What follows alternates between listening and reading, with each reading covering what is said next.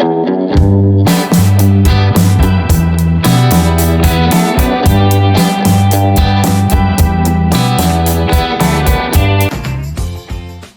pessoal, tudo bem? Vamos para mais uma aulinha aqui? Então, na aula de hoje eu vou continuar a falar para vocês sobre os resistores. A gente vai, num primeiro momento, dar uma retomada no assunto da aula passada, na primeira lei de Ohm, e na sequência vamos discutir a segunda lei de Ohm, que é uma forma de você calcular o valor da resistência em função de parâmetros da geometria e do material desse condutor. Perfeito? Então deixa eu abrir aqui a apresentação e vamos lá, vamos começar a aula de hoje. Muito bem. Então, para a aula de hoje, vamos voltar na relação da aula passada e analisar alguns pontos importantes que eu quero frisar com vocês para que isso fique bem claro para quando for fazer as questões, estudar, não ter dúvida em relação a isso. Então, isso aqui é a chamada primeira lei de Ohm, ou seja, uma própria definição da resistência elétrica. Então, a gente define a resistência, lembrando que resistência é uma medida da dificuldade para uma carga elétrica atravessar um condutor. Então, quanto maior a resistência, mais difícil para o elétron ou para o portador de carga atravessar aquele material, aquele condutor. Perfeito? Aqui na esquerda, nós temos a equação que relaciona a resistência elétrica com a diferença de potencial e a corrente elétrica. Vejam, isso aqui é uma forma de você calcular a resistência, uma forma externa de cálculo. Então, nessa equação aqui, você não precisa saber o tamanho do condutor, o material do condutor, nada disso. Você está olhando assim, bom, eu forneci uma certa diferença de potencial, que é o nosso U, tive como resultado uma certa corrente, que é o nosso I, bom, isso dá uma certa resistência elétrica. Muito bem, aí eu quero mostrar para vocês, aproveitar esse momento, para mostrar uma simulaçãozinha que tem na internet.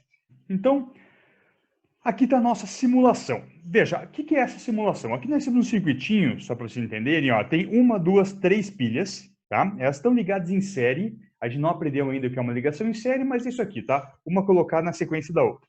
E eu consigo mexer os valores da DDP, da tensão, e da resistência R. É só fazer um parênteses que a gente costuma usar. Isso aqui é um aplicativo canadense, tá? Canadense? Acho que é canadense. Mas, enfim, o fato é que a gente costuma usar a letra U, a diferença de potencial. Aqui eles usam a letra V, tá? Sem problema nenhum, mas é só uma pequena observação. Então, o que eu consigo fazer? Eu consigo mexer o valor da tensão e eu consigo mexer o valor da resistência. Tranquilos? Bom, vamos lá. O que eu quero fazer com vocês? Primeiro, eu vou fixar um valor de resistência qualquer. Então, aqui, ó, fixei 346 ohms. E eu quero que vocês observem o que acontece com a corrente elétrica. Então, vamos lá. Diminui a DDP. Coloquei uma DDP de 0,1 volts. Olha o valor da corrente elétrica, 0,3 mili, e ela é bem pequenininha. Se eu aumentar o valor da DDP, olha o que aconteceu agora. Aumentei o valor da DDP, a corrente foi para 19,1. Percebam que a corrente elétrica ela aumentou. Olha lá, ó. Diminui a tensão. Aumentei a tensão. E assim vai. O que você conclui com isso? Você conclui que, uma vez que a resistência seja constante, quando eu aumento a DDP, eu aumento também a corrente.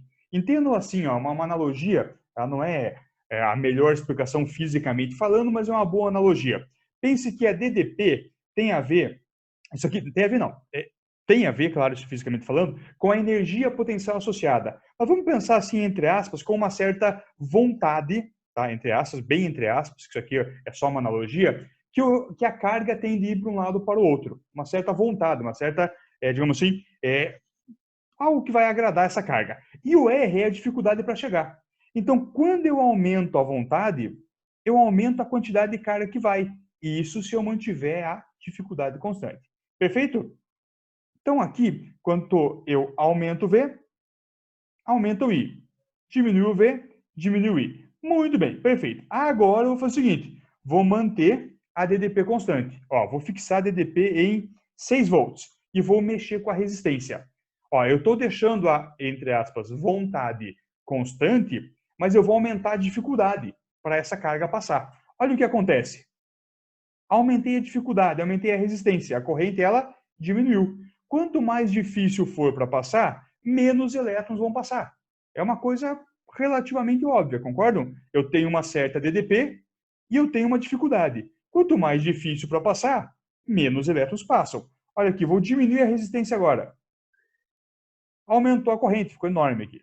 Diminuiu um pouquinho. Pronto. Ó, resistência pequena, corrente grande. Resistência grande, corrente pequena. Então, a resistência e a corrente, elas são o quê? Elas são, no caso, inversamente proporcional. Perfeito, pessoal? Tranquilos? Aí aqui eu quero discutir uma questão com vocês. Vejam que quando a gente fala em inversamente e diretamente proporcional, nós estamos mantendo a outra grandeza constante, tá? Quando eu digo que o R e o I são inversamente proporcionais, é com o V constante.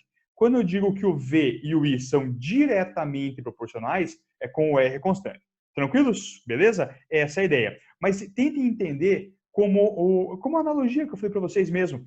Se eu aumento a dificuldade para a carga passar por ali, será que vai passar mais carga ou menos carga? Menos carga. Tá? Então, aumentar o R diminui o I. Perfeito isso, pessoal? Tranquilos? Beleza? Muito bem. Agora vamos para efetivamente a segunda lei, que é o assunto da aula de hoje. Bom, pessoal, então aqui vamos agora para a segunda lei de Ohm. O que a segunda lei de Ohm nos traz? Ela vai trazer uma relação matemática, uma equação, que vai descrever o valor da resistência elétrica em função da sua geometria e do seu material. Então, diferente da primeira lei, a primeira lei você media de maneira externa. Você colocava uma DDP, obtinha uma corrente, e com essa relação entre a DDP e a corrente, você achava a resistência. Agora, você não está ligando isso aí numa DDP. É como se você fosse, no material de construção, comprasse um fio. O fio tem um certo comprimento, tem uma certa espessura e é de um certo material. Aí, com esse fio, sem ligá-lo em nada, você vai lá, pega uma régua apenas ali, verifica qual é o material, claro, tem uma tabelinha de resistividade, e você calcula o valor da resistência. Então, é uma maneira interna de eu encontrar o valor da resistência elétrica. Perfeito? Bom, aqui está a equação. Então, eu quero que vocês acompanhem comigo a equação para a gente poder enxergar e poder entender item a item da equação. Então, a equação é esta aqui, olha o mouse, tem um quadradinho aqui, que diz o seguinte, R, quem que é o R? R é a resistência do fio. Gente, cuidado aqui, vão aparecer três palavrinhas, resistor, resistência e resistividade. Resistor é o equipamento, é o dispositivo, tá? É o objeto. Resistência é a propriedade do objeto, que tem a ver com a dificuldade. Então, o R, maiúsculo aqui, é o valor da resistência. Muito bem, essa resistência é calculada assim. Você pega essa letra grega Rho, que parece um P, sim, né? Mas é a letra grega Rho, e a letra grega Rho chama-se resistividade elétrica do material. Olha a diferença. A resistência é do fio, é do corpo. A resistividade, ela é do material. Então, você diz assim, ó, o cobre possui resistividade tal. O alumínio possui resistividade tal. O manganês possui resistividade tal. Isso é uma propriedade do material. Eu só mudo o valor da resistividade se eu mudar o material ou se eu mudar a temperatura. Já vou explicar sobre temperatura. Perfeito isso, pessoal? Tranquilos? Então, primeira coisa, não vamos confundir resistência com resistividade. Resistência é do objeto, resistividade é do material. Muito bem. Professor, mas você falou algo sobre temperatura. Como que é isso aí? Vejam, quando eu falo em resistividade do material, eu estou pensando que cada material vai ter, devido à sua composição química, o espaçamento entre as moléculas e outras questões mais químicas, vamos chamar dessa maneira, uma certa dificuldade para atravessar aquele material. Para cada material tem uma certa resistividade. Só que vejam, a resistividade do material tem a ver com a temperatura. Então, aqui é importante, a gente não vai aprofundar tanto, porque não é o objetivo nosso aqui no ensino médio, mas só para vocês entenderem de modo geral. Para os metais, quando você aumentar a temperatura, você vai aumentar a resistividade. Perfeito? Para metal, quando aumenta a temperatura, aumenta a resistividade. Tá? Se alguém depois tiver alguma curiosidade ou algo que seja algo mais aprofundado, me manda a mensagenzinha no chat que eu explico com mais detalhes. Mas para nós, nesse momento, é importante saber isso. Para metais, aumentou a temperatura, aumenta a resistividade. Perfeito? Outra coisa importante, a unidade disso aqui, ó. Nós vimos no aula passado que a unidade de resistência do R chama-se Ohm, que é esse símbolo aqui. Perfeito? A unidade de resistividade é Ohm vezes metro. Ohm vezes metro. Isso no sistema internacional. Pode aparecer em algum exercício para você, assim, Ohm vezes milímetro quadrado dividido por metro. Tá, tudo bem. Quando for esse caso, eu vou fazer uma questão com vocês daqui a pouquinho, eu explico como é que você usa. Mas, basicamente, no sistema internacional, é Ohm vezes metro. Tranquilos? Vezes, não dividido, tá, pessoal? O que é o L? É o comprimento do fio. Então, o comprimento do fio, então você vai cortar o fio, tem um comprimento, 1 metro, 2 metros, 3 metros, e o A é a área da secção transversal. Aí eu quero que vocês observem aqui, ó, comigo nesse desenho do fio que tem aqui no lado, tá vendo o mouse? A área da secção é isso aqui, ó. Já está até marcadinho, estou só grifando em outra cor para chamar a atenção de vocês. Isso aqui é a área. É como se fosse o seguinte, você pegou um fio, tá? Deixa eu pegar aqui, tá uma caixinha aqui, ó, de condutor. Tá aqui, você cortou ele transversalmente. Esta área aqui, a área do corte, a área da secção, é este A da nossa equação. Perfeito? Então, basicamente falando, do que é que depende a resistência de um fio? Depende do comprimento e da área, que o vestibular pode chamar de geometria do corpo, e depende do material. Essa dependência do material tem a ver também com a temperatura. Tranquilo, pessoal? Beleza? É isso aqui que a gente precisa discutir na aula de hoje. Eu quero mostrar para vocês uma simulação também relacionando essas questões. Então, deixa eu só voltar a imagem aqui para mim. Só voltar rapidinho aqui e eu vou mostrar para vocês esta outra simulaçãozinha. Está aqui a simulação. Estão vendo a simulação? Muito bem. Aqui, pessoal, é uma simulação envolvendo a segunda lei de Ohm. Então, vamos lá. Aqui está a resistência. Eu posso trabalhar com os valores da resistividade, com o valor do comprimento e da área. Perfeito? Olha aqui, ó. Vamos lá. Aumentei a resistividade. Ó, quando eu aumento a resistividade, eu aumento a resistência. Quando eu diminuo a resistividade, diminuo a resistência. Conclusão que você tira: resistência e resistividade são diretamente proporcionais. Perfeito? Mas como é que eu mudo a resistividade do condutor? Mudando o material. Perfeito? Ou mudando a temperatura. Tá? Mas normalmente você não vai falar em mudança de temperatura. Vamos pensar que é mudando o material, que é o caso mais geral. Perfeito? Fixei a resistividade. Olha o comprimento. Se eu aumentar o comprimento, o que aconteceu? Aumentou a resistência. Diminuiu o comprimento, diminuiu a resistência. Olha a imagem do fio. Percebe o que é aumentar o comprimento, que é diminuir o comprimento do fio? Ó? É fazer isso aqui, ó. Vou até fazer as musiquinhas aqui, interessante isso. Tá? Beleza, pessoal? É isso aqui. E a área, professor? A área... Epa, o que aconteceu agora? Olha o que aconteceu com a área, pessoal. A área está embaixo na equação. Quando eu aumento a área, a resistência diminui. Quando eu diminuo a área, a resistência ela aumenta. O que você conclui? Que a área e a resistência são inversamente proporcionais. Perfeito? Então, a resistência R, ela é diretamente proporcional à resistividade, diretamente proporcional ao comprimento e inversamente proporcional à área. Fechou, pessoal? Beleza? Então, aqui tá para vocês brincarem. Se alguém quiser brincar, ó, tem um endereço aqui em cima, é só você clicar nesse endereço, dá um Google lá, PHET, FET Física. Já aparece, pode ficar brincando com isso aqui. Beleza, gente? Muito bem. Agora vamos fazer 3 questõezinhas de vestibular para a gente poder treinar um pouco como é que usa isso aqui. Muito bem. Então, voltamos aqui para a apresentação. Vamos para as questões de vestibular. Então, essa questãozinha aqui, ó, são todas questões, tá, pessoal, de um nível, vamos dizer assim, inicial para intermediário, mas eu quero mostrar para vocês que o que é cobrado são coisas bem tranquilas, assim, tudo que nós vimos aqui na aula de hoje. Então, número 1, julgue as afirmações a seguir sobre a segunda lei de Ohm. Bom, primeiro, a resistência é inversamente proporcional à área da secção transversal do material. Acabamos de ver no simulador. Quando eu aumento a área, a resistência ela diminui. Então, a resistência é inversamente proporcional à área? Sim, é inversamente proporcional. Verdadeiro isso aqui. Beleza. 2. A resistência é diretamente proporcional ao comprimento do material. Sim, verdadeiro. Vimos agora há pouco também, não vimos? Diretamente proporcional. Aumenta o comprimento, aumenta a resistência. Terceiro, a unidade de medida da resistividade, cuidado, da resistividade, não da resistência, é Ohm por metro. Falso? Bem, falso. Não é Ohm por metro, é Ohm vezes metro. Tá? 4. A resistividade é uma grandeza adimensional. Senhor, não sei o que é adimensional. Adimensional significa sem unidade, como, por exemplo, o coeficiente de atrito. Tá? Coeficiente de atrito não tem unidade.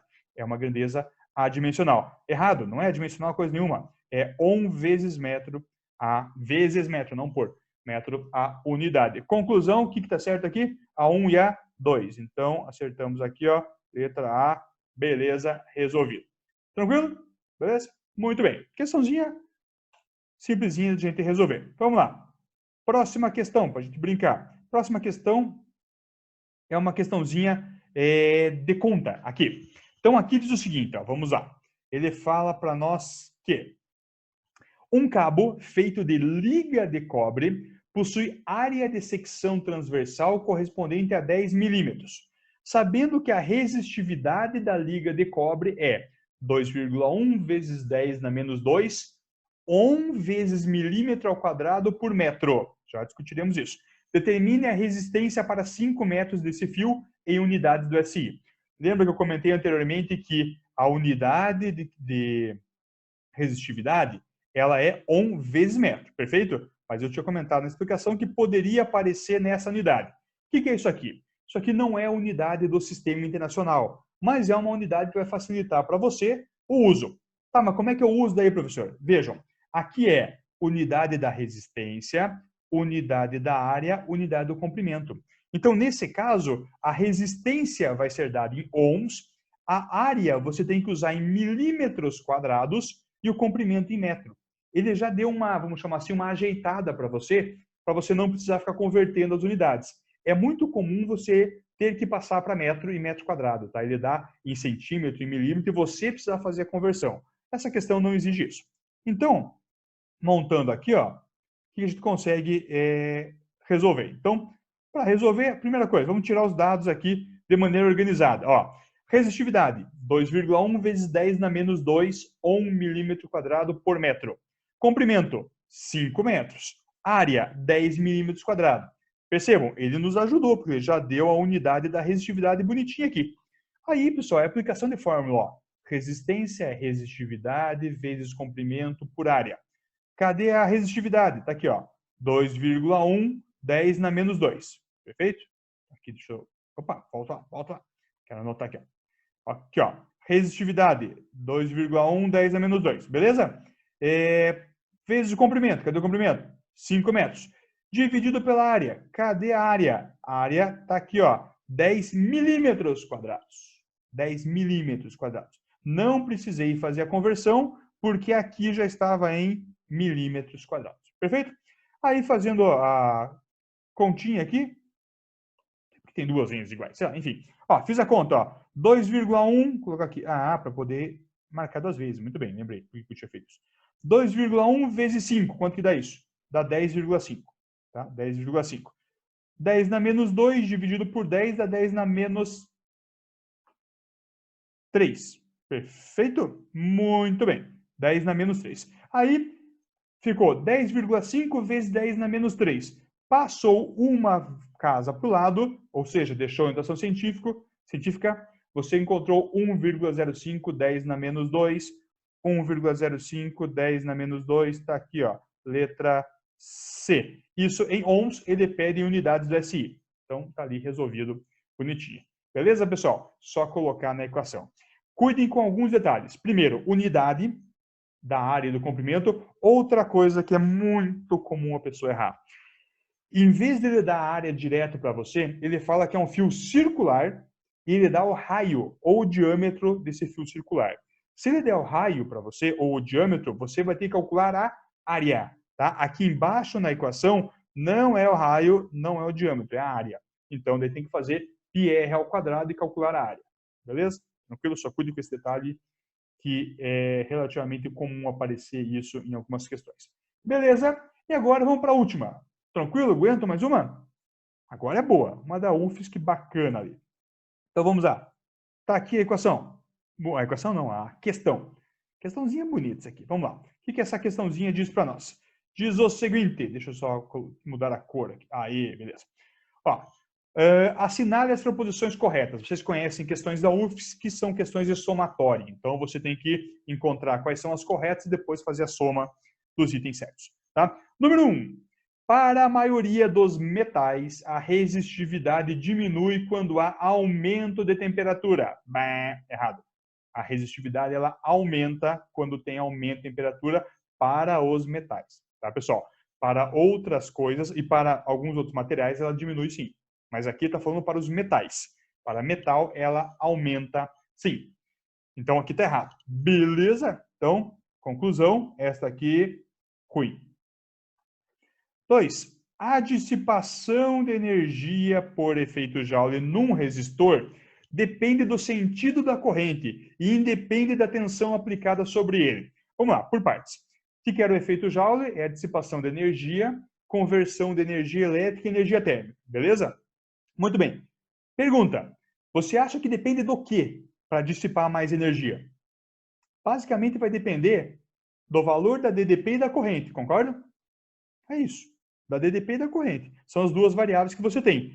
E ele fala aqui que independe da DDP. DDP é tensão, tá? Tensão, DDP, U, voltagem. Voltagem não é um termo dos melhores do mundo, assim, mas pode aparecer na tua prova, já apareceu no Enem, chamando de voltagem. O pessoal mais, assim, técnico, mais, como é que vamos dizer assim, preciosista, não gosta do uso de voltagem e amperagem. Tá? Eles dizem que esses termos são termos não técnicos, que não estão corretos. Mas aparece em vestibular, então voltagem é para tensão, amperagem é para corrente, e não vamos ficar discutindo sobre isso, perfeito? Mas ele fala o seguinte aqui, que independe da tensão. Falso, depende da tensão. E outra coisa, ele fala que depende do sentido da corrente. Não, não depende do sentido da corrente.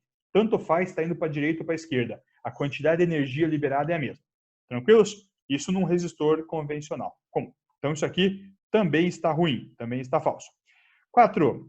Para dois condutores de mesmo material e mesmo comprimento, sendo que um tem o dobro da área da secção do outro.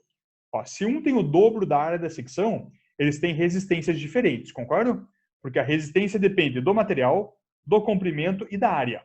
Material e comprimento são iguais, mas a área é diferente. Então, mudou a resistência. Teremos uma mesma intensidade de corrente se aplicarmos a mesma tensão sobre ambos. Falso de novo.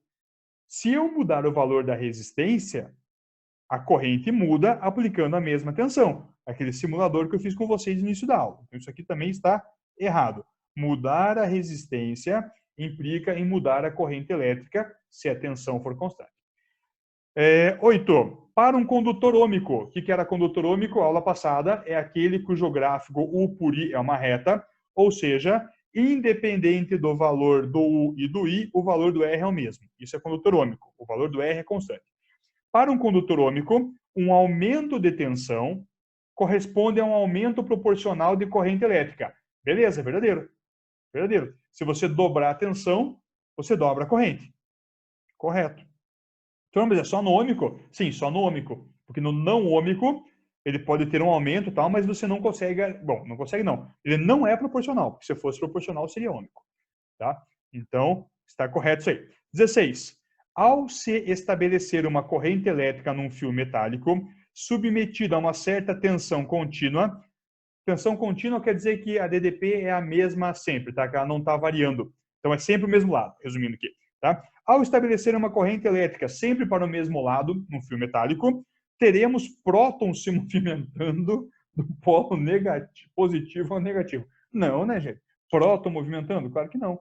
Já vimos, já falamos sobre isso lá no primeiro trimestre. Próton nunca se movimenta. Se você tiver próton movimentando, provavelmente será uma reação nuclear. Tá? Então, errado. 32. Os metais geralmente são bons condutores de eletricidade e de calor. Sim, verdadeiro, né? Metal é bom condutor de eletricidade e, assim, parênteses, normalmente, bom condutor de eletricidade também é bom condutor de calor, beleza? Normalmente. Tá? Só um detalhe, são coisas distintas, tá? Ser condutor de calor é uma coisa, ser condutor de eletricidade é outra.